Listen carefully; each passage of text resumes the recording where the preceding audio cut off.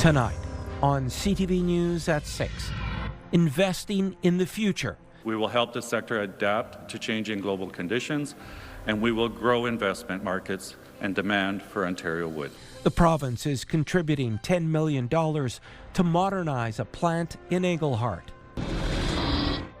With Canadore College facing a financial crunch, certainly creates a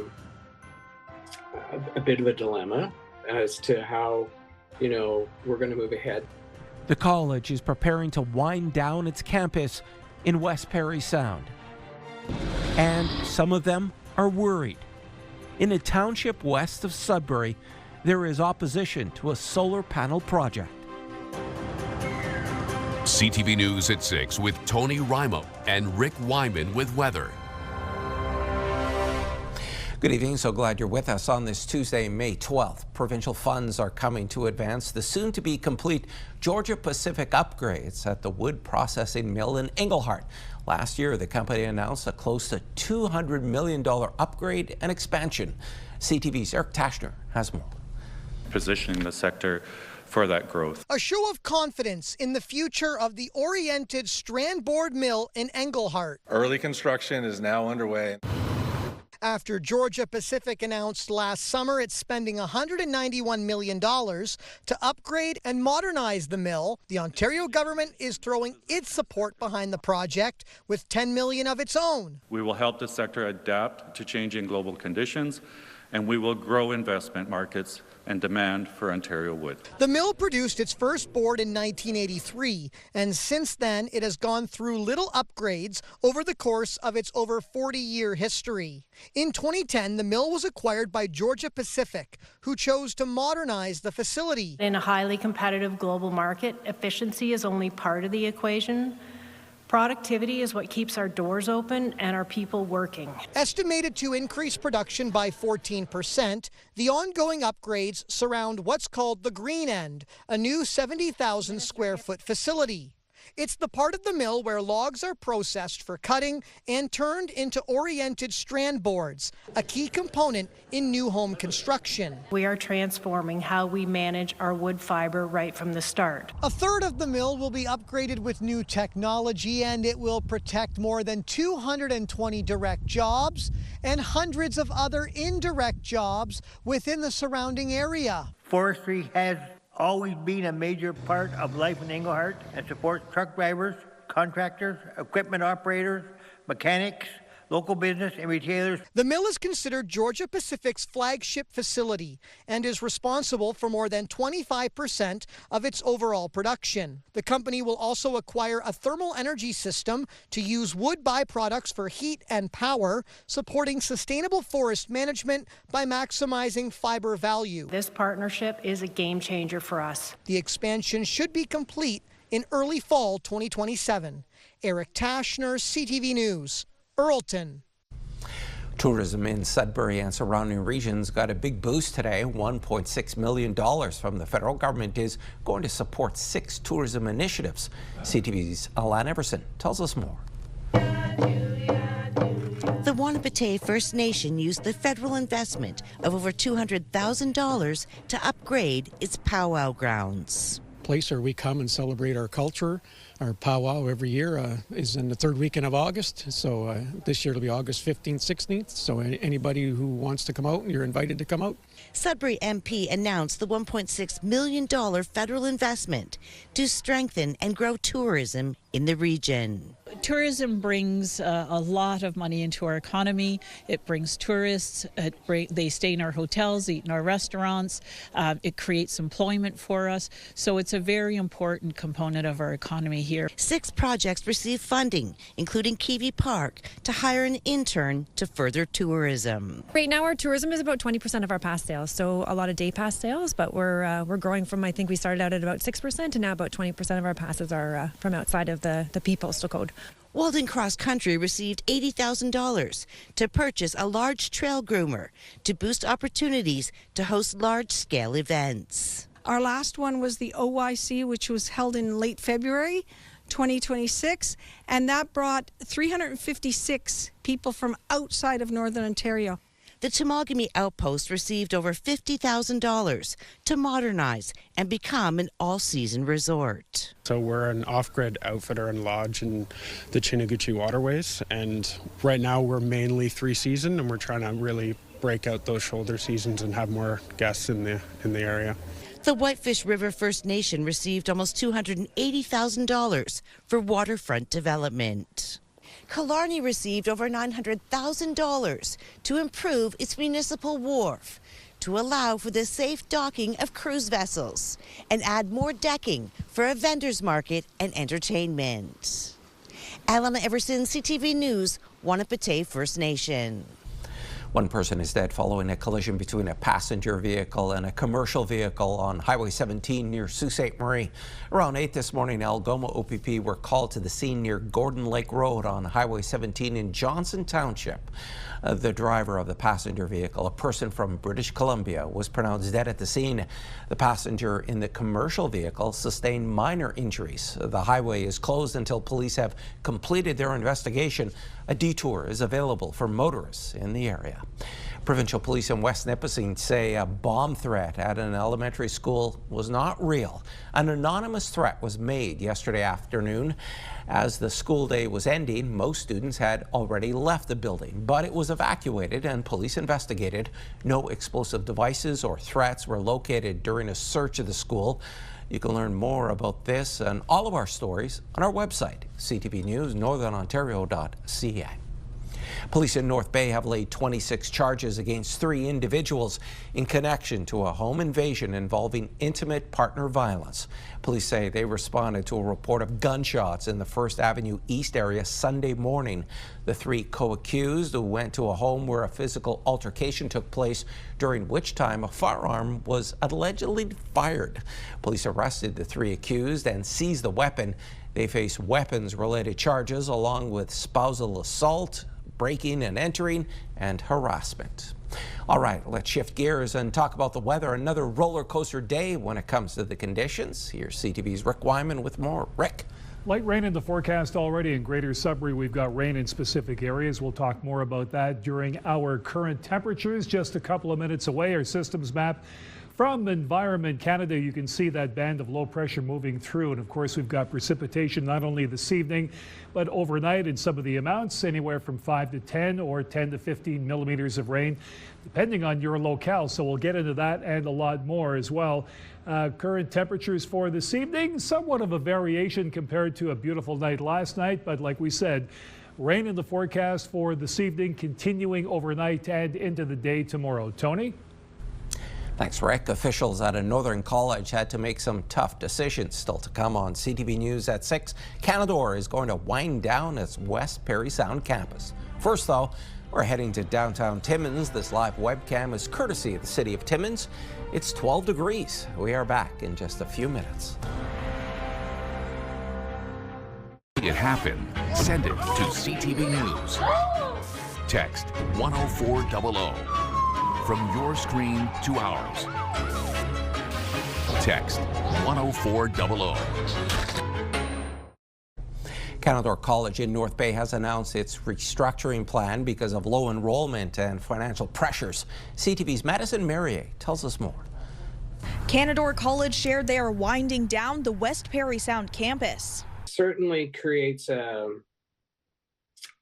bit of a dilemma as to how we're going to move ahead. Now, one of the things is we have a little bit of time because they still have to run their programs for about another year to get those that are in the system through their courses so they can graduate.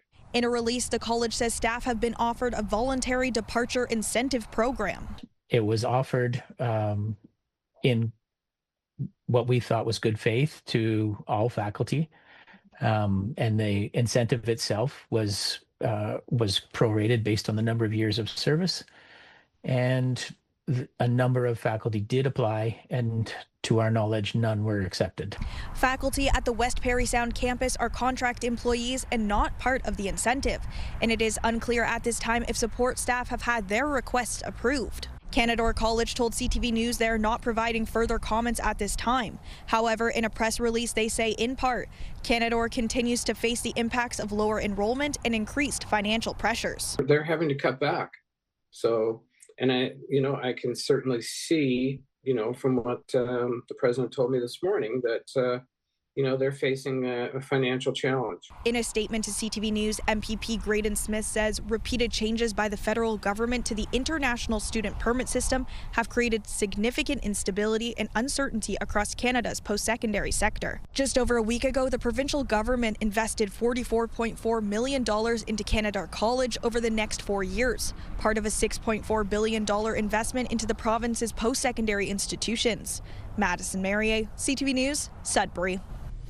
And let's go west of Sudbury, where there continues to be division in the township of Sable's Spanish Rivers over a proposed solar panel project. Some residents say the municipal council isn't protecting agricultural land. We get an update from CTV's Angela Gimmel. Nothing will be planted here this spring. This is where a solar panel project is to be built in the coming years, a project that's still generating concerns. This is the first project of its kind, and this is a 4-year span where these projects are going to be coming up. So how much of our agricultural land will be taken away over that time? Sable Spanish Rivers Township Council approved the 150 megawatt solar facility by Potentia Renewables. The company recently secured a contract with the independent system electricity operator and has leased this 600-acre property about 12 kilometers outside of Massey. Some residents have environmental concerns since a freshwater cold spring is just meters away. The township is the one that should say we're protecting the farmland. This farmer says the municipality isn't adhering to its own land use plans and fears the solar facility will continue to eat up farmland. What will happen is they'll say, yes, we have this done on these 2 areas. Well, now that you've said yes to that, how about this area, this farm? And that's not in line with what the township says there in their land use plan. It says they'll protect land class 3, and they're not doing that. We will be involved with site plan control and making sure that all the T's get crossed and all the I's are dotted. The farmer who's leased the fields over the past 4 years did not want to appear on camera, but told CTV News he had wanted to expand his operations, but can't do that now. A statement from the company says, in part, Potentia takes all concerns raised by the public seriously and values the relationship we have with our host communities. Potentia says it's planning the first of 2 public meetings for this August, with informal drop-in sessions in the coming months to answer questions. The project has a targeted operational date of November 2029. Angela Gamble, CTV News, Massey. New reports from Ontario's Auditor General are raising some troubling findings. She found commercial trucking schools are improperly training drivers who end up on Ontario roads. CTV's Siobhan Morris has that story. They're powerful machines rumbling down Ontario's roads and highways. But the Auditor General's raising new questions about the training some truck drivers are getting. Her office hired undercover students to sign up, mostly at career colleges. In 2 cases, students were not taught key elements such as left turns at major intersections, reverse parking, and emergency stopping. Students were told to sign off on training they'd never done. The Premier expects training schools to maintain standards. And if that's not happening, we get wind of it, we will shut them down. But the auditor found a quarter of schools hosting basic training programs had never been inspected at all. Others were still handing out certificates even after being barred from doing so. We have been overhauling this over the past 2 years and continue to do whatever we can to ensure that we have the highest standards. Fraud in trucker licensing and testing have been well documented for years. The government's not doing what they need to do to protect you, then you should be mad. The auditor's spotlighting a gap in the money going to special education. Yes, it's gone up with inflation, but she notes schools are also seeing more children with more complex needs. The funding is not keeping up with the growth, and that the school boards themselves are spending upwards of $200 million more on special ed than what they're receiving. The Minister of Education feels the focus shouldn't be on a dollar figure, but outcome. On the surface, would more EAs make sense? Perhaps, but only if you look at the actual mix. What does that student require? Calandra admits the ministry hasn't done a good job of tracking outcomes or setting standards for when a child with special needs is excluded from a classroom. This report very clearly tells him what we have been saying, what parents have been saying, what educators have been saying. They are failing our children, and they are putting them in harm's way. Siobhan Morris, CTV News. Okay, back now for a check on your current conditions. Here's Rick. The rain right now, Tony, is filtering along that Highway 17 corridor. Let's check out our map courtesy of Environment Canada. You can see the system moving in right now. We've got some light rain in Greater Sudbury, Espanola, Elliott Lake, and other areas as well. So we'll get into some further detail as to what you can expect coming up shortly during the 7-day forecast. Moosonee, here we go with loads of sunshine. Moosonee at 13, Cochrane 6, Timmins, sun and cloud, Kapuskasing, sun and cloud as well, 14 degrees. Raining in Chapleau at 4, Wawa also the same, rain and 4. Sault Ste. Marie, some cloud cover. It'll start raining there shortly at 2. Parry Sound, some sun and cloud, 12 degrees. Meanwhile, in North Bay, mainly cloudy at 11. Temiskaming Shores, mainly sunny, 13. Mainly sunny in the KL at 13 as well. Greater Sudbury, light rain. We've got 8. Espanola 7, Elliott Lake 4, and Gore Bay 4. Rain in that particular region. So we'll move on to our 7-day forecast, Tony. All the details, all the amounts you need to know coming up. Thanks for that, Rick. It's a race against time. Next on CTV News at 6. The deadline to fill out the census is today. What happens if you don't? And people in a community near Edmonton are getting ready to leave as a wildfire closes in. Today's a day you should be filling out your census form. It helps the government with planning and understanding the makeup of the country. But this year, some are using the survey as a form of protest and refusing to complete it. CTV's Heather Wright explains. During the last census in 2021, roughly 98% of Canadians filled out the survey, a vital tool according to Statistics Canada that helps governments make informed decisions. I do feel betrayed by the government. But some are choosing not to fill out this year's census as a way to protest the Carney government in the series of floor crossings that helped the Liberals secure a majority government last month. We voted for a minority government. We didn't vote for a majority government. Why can't we have a say? While Canadians have been asked to fill out the census by today, it's not technically a deadline. If people don't fill it out, they could receive follow-up phone calls or in-person visits until it is completed, which is required by law. Those who refuse could receive a fine of up to $500. It's a key part of our democracy, but it's also fundamental for the basic services the government provides. You're going to want to know where the population lives if you're going to place a school, a hospital, a fire station, a police station. If you're planning transit routes, you need to know where people live and where they work.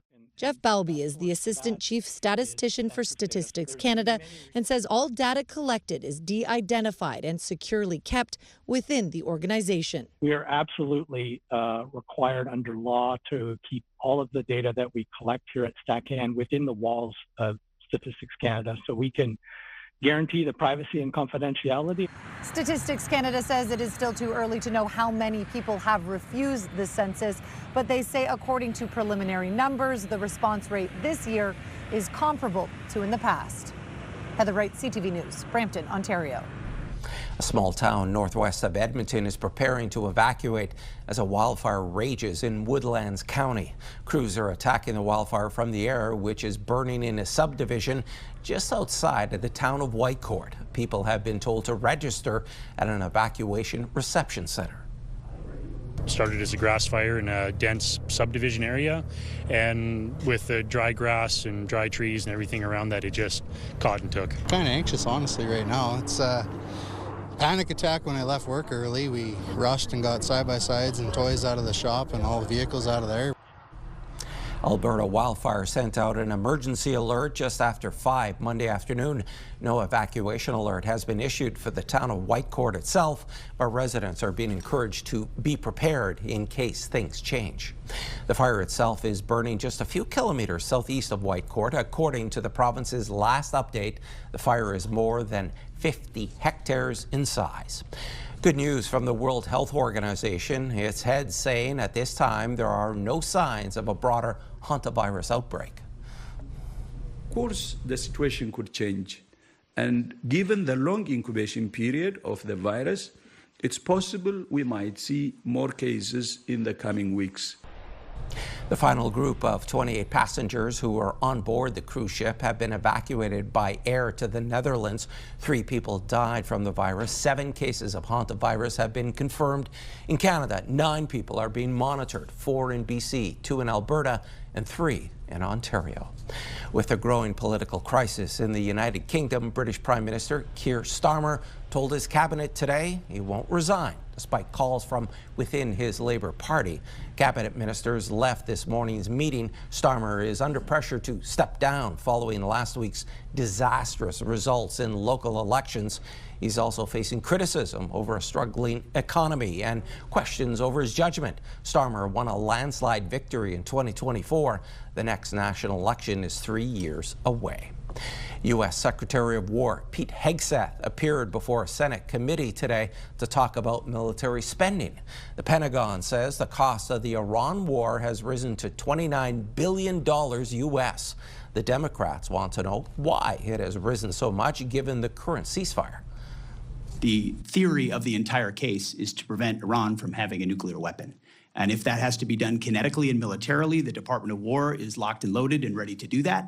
If it happens through Project Freedom, where you move commerce through, if it happens through a negotiated deal, the president was very clear, even yesterday. This is actually quite simple.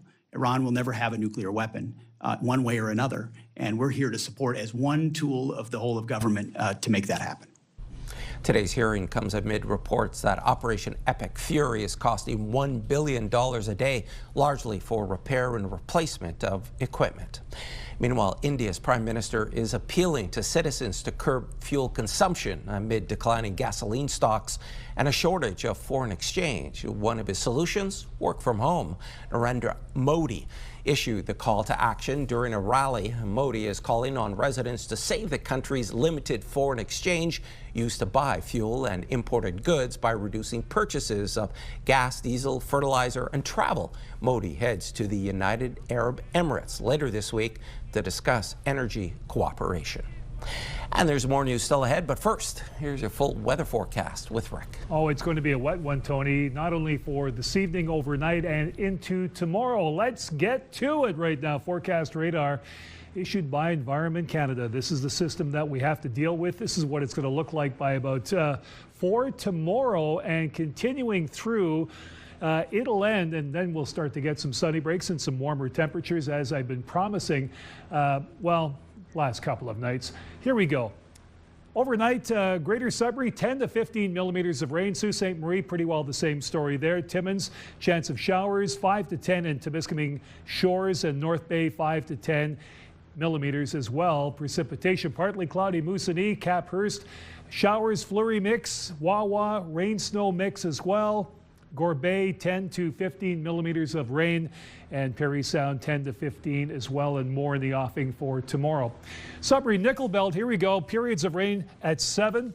Thursday, sun and cloud. Friday, sun and cloud, 16, 17. Yes, it is getting warmer. Chance of showers on Saturday at 19. 19 Sunday, sun and cloud. Chance of showers on Monday at 20. That's 3 over our normal for this time of the year. So don't forget, 10 to 15 millimeters of rain overnight. More of the same in Sault Ste. Marie, 10 to 15 millimeters. Chance of showers at 60% tomorrow at 9. 15 sunny skies Thursday, Friday. Chance of showers. Saturday, chance of showers. Both days at 15. 16 Sunday, sun and cloud. Chance of showers Monday with a high of 18. I like that 18-degree weather. Timmins, Cochrane, and Kapuskasing dodging that precipitation bullet. Nothing intense, really. Chance of showers tomorrow at 12. 16 Thursday, sun and cloud. Friday and Saturday, chance of showers both days at 17. 16 Sunday, loads of sunshine and the chance of showers to start things off Monday, also at 17, which is normal for this time of the year. Temiskaming Shores, Kirkland Lake, 5 to 10 millimeters of rain tomorrow, or at least overnight. Continuing into tomorrow, another 5 periods of rain at 7. 16 Thursday, sun and cloud. Friday, sun and cloud, 17. Chance of showers on Saturday, 19 degrees your high. 18 Sunday, sun and cloud, and chance of showers on Monday, also at 19. Meanwhile, in North Bay, 5 to 10 millimeters of rain overnight, another 5 tomorrow. Thus, periods of rain at 8. 16 Thursday, cloud cover. Friday, sun and cloud, 17. Chance of showers Saturday, 19. More 19-degree weather on Sunday, sun and cloud. Chance of showers on Monday at 21. Don't forget Perry Sound, 10 to 15 millimeters of rain overnight, and Gore Bay, an additional 10 to 15 millimeters. James, if you will, let's roll that pick of the day. Oh, I like this one. David's best buddy. His name is Rip. Gillies Lake in Timmins. Give me a great dog shot with the sunset or sun rising, and it's got to be a winner for the pick of the day. Way to go, David and Rip. Have a great night. More news coming up after the break.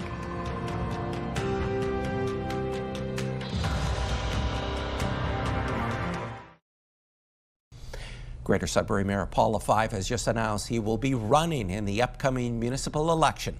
The event was held just minutes before our 6 o'clock newscast tonight. Surrounded by family, LaFive told the media this is about continuing the real momentum that's been built over the past 4 years. The incumbent mayor says the city is at a turning point with new opportunities in mining, innovation, and workplace safety. Before becoming mayor, LaFive served as Sudbury MP for 7 years. 2 other candidates have declared their intention to run for the mayor's seat in Sudbury. Poverty activist Bob Johnston has registered to run for the top job. Johnston ran for the mayor's seat in 2022 and ran as a councillor for Ward 1 in 2018. And Ward 11 councillor Bill Leduc is also running for mayor. Leduc was first elected to council in 2018 and re-elected in 2022. Ian Campbell will have more on the mayor's race tonight at 11:30. At the annual Foursome conference in Timmins this week, municipal leaders heard Northern Ontario is short nearly 460 physicians. Foursome University says municipalities can play a key role in helping to attract doctors to the region. CTV's Lydia Chubak reports. The President, Vice Chancellor, Dean and CEO of the Northern Ontario School of Medicine addressed municipal officials during Day 2 of the annual Foursome conference. In Foursome University's 20-year history, Dr. Michael Green says 1,041 students have graduated and about half have stayed to work in the North. But Green says the North is still short 459 physicians. That's about 25%, or 1 in 4 of the full-time equivalent positions that we estimate are needed in Northern Ontario to provide care. And the gap is about evenly split between family doctors and specialists in other specialties. But the family doctor shortage is not evenly distributed, so there's a bigger need for rural generalist family doctors than in the larger centers. We'll still have the same problems. One municipal councillor from Kirkland Lake, Lad Shaba, says he had hoped Foursome University would help solve the doctor shortage, but believes his town is no better off than it was 45 years ago. If they're interested in a specialty that we don't offer training in the North, then they're more likely to go away. They may just want to change. You know, they're often people still, young people just finishing their training. They may want to try something else. Rick Dumas, the mayor of Marathon and president of the Northwestern Ontario Municipal Association, asked what communities without the money to hire their own physician recruiter can do. I know there's a lot of talk around financial incentives. I don't think those are the best route or the main driver. Things like helping the spouse to get employment, making sure that there's activities and things for their children to do when they're there, and for the physicians themselves to have a good work-life balance and be able to feel like they're a part of the community. So I think communities have a large role. Those are the things that make people want to stay in the long run. Ontario is also expanding the number of medical school seats. Within the next 2 years, Foursome University will nearly double its current intake, including some specialties. Green says it takes between 6 and 10 years to train a physician, meaning communities may not see improvements right away. Lydia Chubak, CTV News, Schumacher. The buy local push and U.S. booze ban in many provinces has proven fruitful for Canadian winemakers.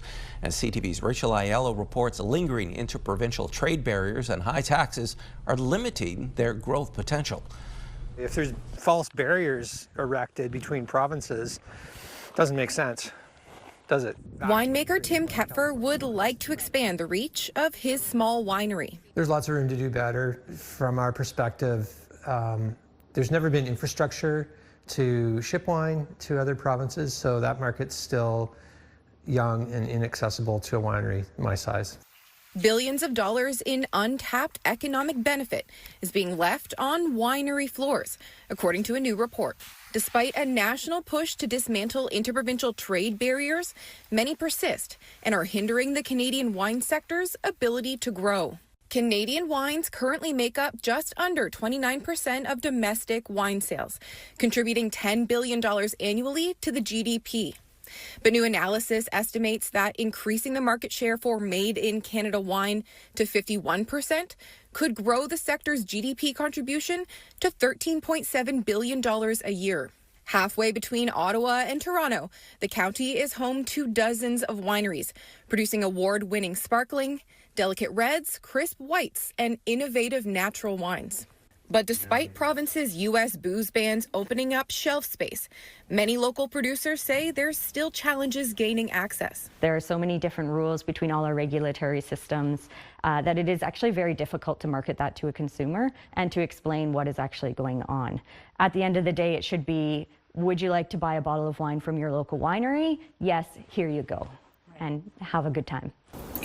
The industry wants a federal strategy and a reduced tax burden.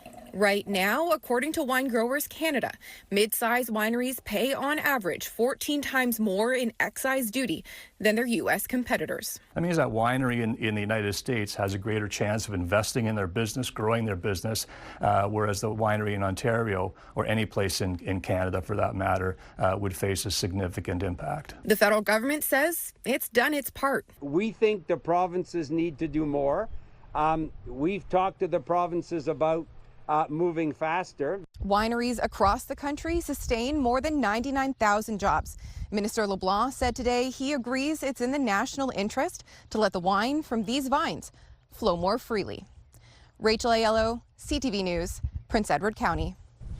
The Inner City Food Bank in New Sudbury has reopened. The location was closed late last month because of flooding and has remained closed as repairs from the water damage were made.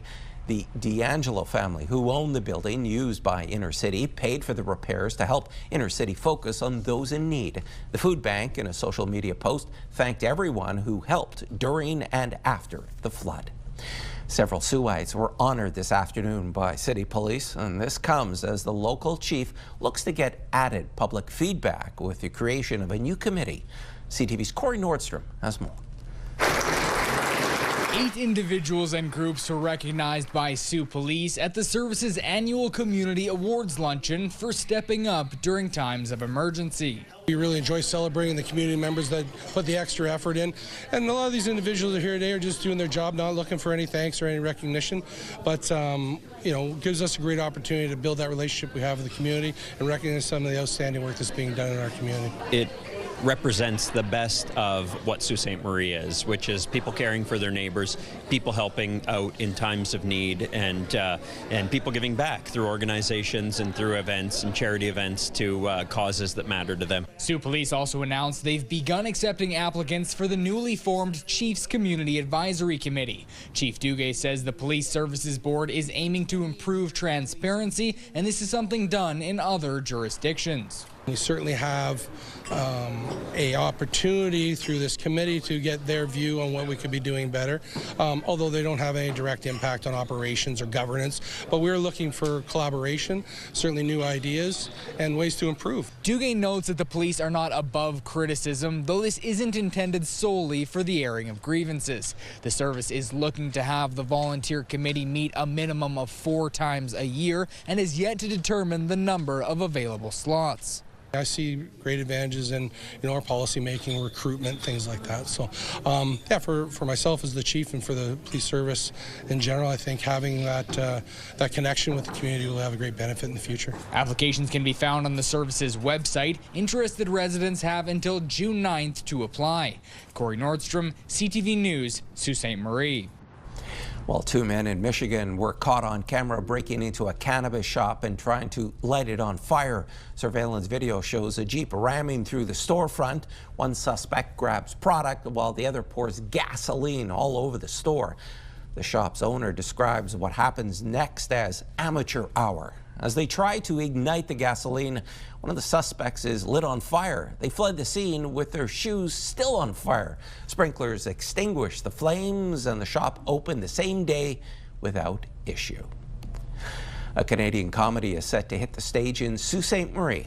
Still ahead on CTV News at 6. We talk with the director of the Foursome and Algoma Repertory Theatre's latest production.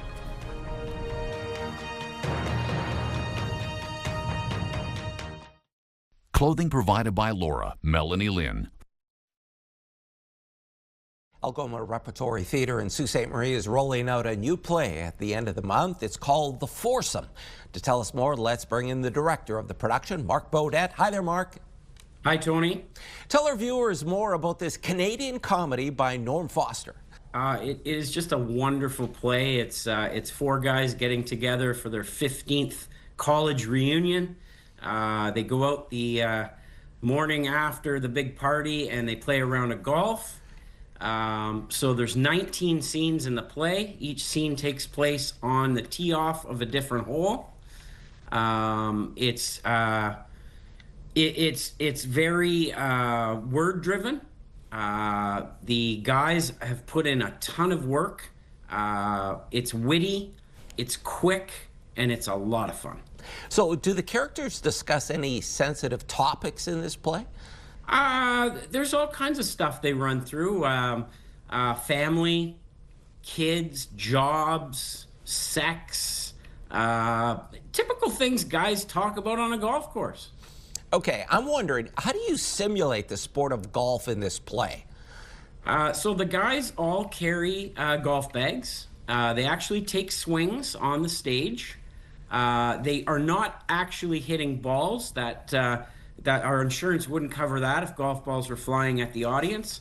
But they definitely take swings. The other thing we have is we have a back projector and then a large 15 by 10 foot screen behind them.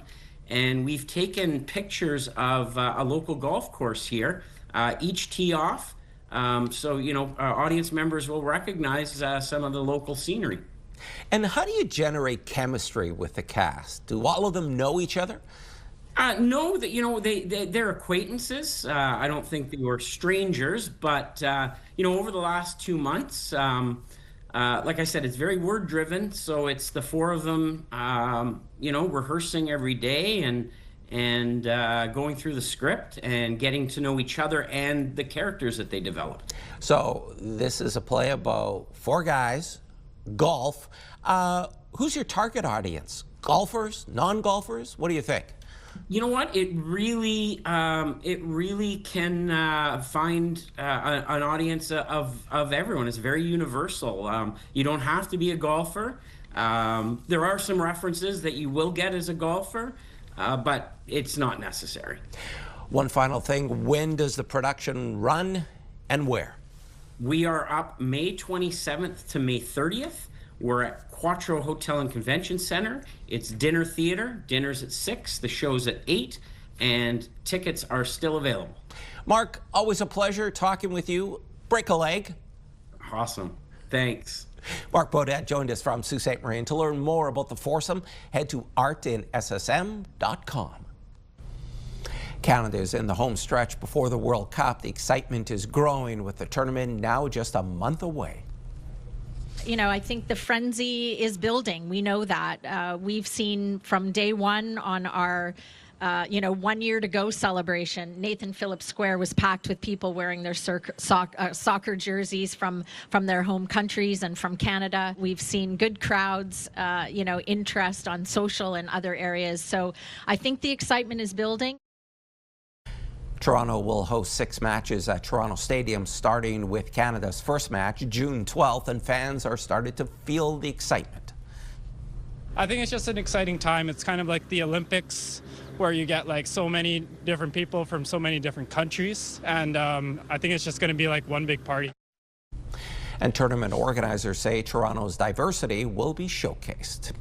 And in Vancouver, it's the day soccer fans have been waiting for, the big reveal of the renovated stadium with new and real grass. The stadium's general manager says the $200 million facelift has been on time and on budget. The upgrades include 3 new elevators, a new scoreboard, updated soccer locker rooms, and a temporary grass playing surface in place of the usual artificial turf. The first of 7 games at BC Place will be played June 13th. It is a busy night in playoff hockey. The Montreal Victoire are in a winner-take-all Game 5 tonight after their tilt against 2-time champions. The Minnesota Frost was postponed yesterday. The winner will move on to the Walter Cup Finals against the Ottawa Charge. Puck drop is 7 p.m. in Laval. Meanwhile, the Montreal Canadiens will host the Buffalo Sabres for Game 4 in the Stanley Cup playoffs. Montreal leads the series 2-1. That game is also at 7 o'clock at the Bell Center. And still with hockey, the Sudbury Cubs are officially out of Centennial Cup contention. The NOJHL champs put up a good fight this afternoon, but fell to Collège Français de Longueuil 3-1. They end the tournament with a record of 1-3. Entertainment brought to you by the Cinefest Red Carpet Patron Program. There's big news for fans of the Fast and Furious and Reacher. David Daniel tells us more in this action-packed Hollywood report. The Fast and Furious universe is expanding to streaming. Vin Diesel says Peacock is launching 4 Fast and Furious shows, though Variety and The Hollywood Reporter say only 1 is currently in active development. The 11th and supposedly final film in the $7 billion franchise, Fast Forever, is due in theaters in 2028. Mr. Reacher, your record is impressive. Prime Video certainly thinks so. The streamer has renewed Reacher for a 5th season before season 4 has even premiered. There are some 30 books in the Lee Child series that inspired the show starring Alan Ritchson, so there's plenty of source material. No word on a release date for season 4.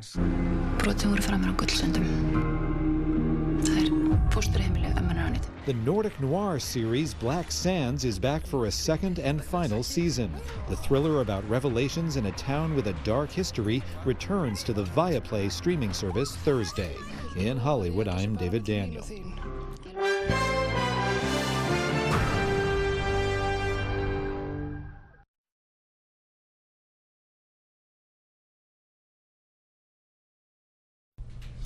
The team behind Toronto's bid to host the headquarters of a new multinational defense bank is ramping up its campaign. 4 Canadian cities are in the running after Canada was selected as host country last month.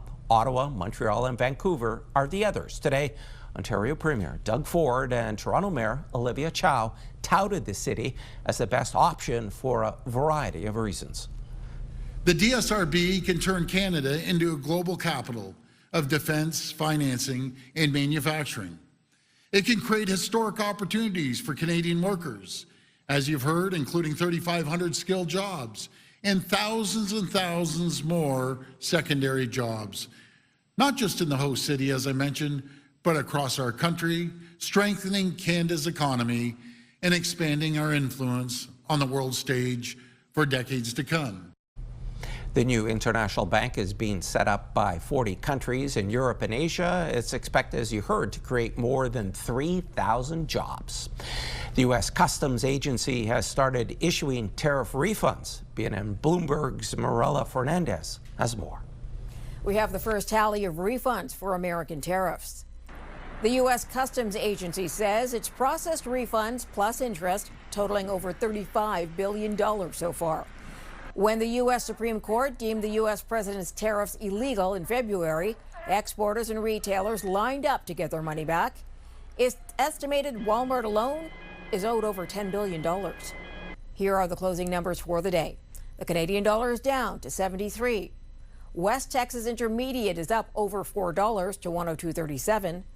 Western Canadian Select up over $2 to 77.82. And the TSX gained 151 points today. Those are your business headlines. I'm Marella Fernandez. And here are the current prices for some key commodities we watch. Gold down $47.93, closing the day at $47.1930 U.S. an ounce. Silver up 52 cents to end the day at 86.89. Copper moved forward 3 cents to 6.22, and nickel down 13 cents, ending the day at 8.50 U.S. a pound. And Rick is back now for one last look at your Wednesday weather. It'll be a wet day for tomorrow. We've got the rain actually starting this evening, like as of right now in Greater Sudbury, and continuing overnight to 10 to 15 millimeters of rain in Greater Sudbury, Sault Ste. Marie, and even Parry Sound. So let's take a look at what's happening for tomorrow, Tony. Rain 7 degrees. Timmins, we've got 12, chance of showers. Sault Ste. Marie, 60% chance of showers at 9, so that trickle-down effect. Another 5 millimeters in North Bay, 8 with the rain. 10 in Parry Sound, rain 5 to 10 millimeters, and rain in Temiskaming Shores, 5 more millimeters, and 7 degrees. Canadians win tonight. Tony at home. They wrap it up in 5. That's my call. Okay, good prediction. Thanks, Rick. And finally, Toronto Public Health is marking the World Cup by releasing 6 soccer-inspired designs of condoms. With hundreds of thousands of visitors expected for the tournament, the city is distributing free condoms at various locations, including the 4 TPH sexual health clinics. Condom TO was first launched in 2014 for World Pride. The city says the initiative is aimed at promoting safe sex and connecting people with health services. And folks, that's CTV News at 6. I'm Tony Ryma. More news at 11:30 with Ian Campbell. Good night.